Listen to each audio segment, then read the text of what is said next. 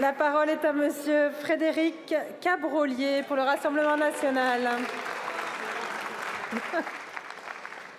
Madame la Présidente, mes chers collègues, ma question s'adresse à Monsieur le ministre de la Transition écologique et de la cohésion des territoires. En août 2021, la loi Climat et Résilience a été votée sans concertation avec les élus locaux, ce qui a pour conséquence de les rendre aujourd'hui très inquiets. Cette loi, dite « zéro artificialisation nette », est destinée à limiter les surfaces constructibles. Dorénavant, les documents d'urbanisme devront respecter la règle suivante. Jusqu'en 2030, seront autorisés à la construction 50% des superficies artificialisées durant les 10 dernières années. De plus, sont inclus dans ce calcul des grands projets nationaux sur lesquels les élus locaux n'ont aucune prise. Or, au cours des 10 dernières années, à l'échelle nationale, le rythme d'artificialisation se situe autour de 28 400 hectares par an, mais les taux d'artificialisation varient de 4 à 20% selon les régions, et ces différences sont encore plus marquées entre les intercommunalités. Vous comprenez aisément que cette règle de réduction de moitié appliquée uniformément à l'ensemble du territoire français est injuste. Certains territoires ont été peu artificialisés sur les 10 dernières années et l'application stricte de cette loi conduirait à pénaliser le comportement vertueux de certaines collectivités. Depuis la crise sanitaire, le monde rural est plébiscité. Il faut pouvoir accueillir dans les meilleures conditions ceux qui souhaitent venir s'installer en campagne. L'application de cette loi aura l'effet inverse souhaité. Les campagnes vont continuer de se dépeupler au détriment des grandes métropoles qui ne sont guère des parangons de vertu en matière environnementale. Aussi, Monsieur le ministre, les efforts de certains doivent-ils contribuer à ce que les mauvais élèves du passé consomment dans les 10 prochaines années plus de terrain que ceux qui ont été vertueux par le passé, tout en pénalisant les territoires ruraux. Je vous remercie. Je vous remercie. La parole est à monsieur Christophe Béchu, ministre de la Transition écologique et de la cohésion des territoires.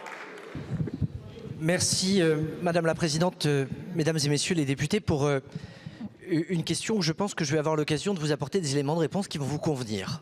Mais d'un mot d'abord, pourquoi est-ce que ce texte existe? Toutes les heures, nous consommons, nous artificialisons dans ce pays l'équivalent de 5 terrains de football. Depuis que nous avons commencé ces séances de questions au gouvernement, c'est l'équivalent de 8 terrains de football qui ont été artificialisés. Je comprends que pour certains ce soit pas grave, mais si vous voulez qu'on préserve notre agriculture, qu'on préserve nos sols, qu'on garde une capacité de captation du carbone, lutter contre cette artificialisation est une nécessité. La loi à laquelle vous faites référence, elle a été votée par l'Assemblée et le Sénat à l'issue d'une commission mixte paritaire et elle a fini par réunir tout le monde, y compris sur cet objectif. En revanche, le sujet, ce sont ses modalités d'application. Les difficultés liées au décret de la fin du mois d'avril m'ont conduit à les suspendre et à les réécrire à la fois avec les associations d'élus et les agences d'urbanisme. Et le point que vous soulignez est juste, il ne faut pas que le zéro artificialisation, ce soit, on prend ce que vous avez fait par le passé, on le divise par 2 de manière automatique. Ça n'est pas comme ça que la loi a été votée. La loi, elle prévoit une territorialisation par région, de manière à faire en sorte qu'on puisse au contraire tenir compte sur des bassins de territoire, de ces différences de dynamique et de vertu par rapport au passé, mais aussi des différences de progression de population.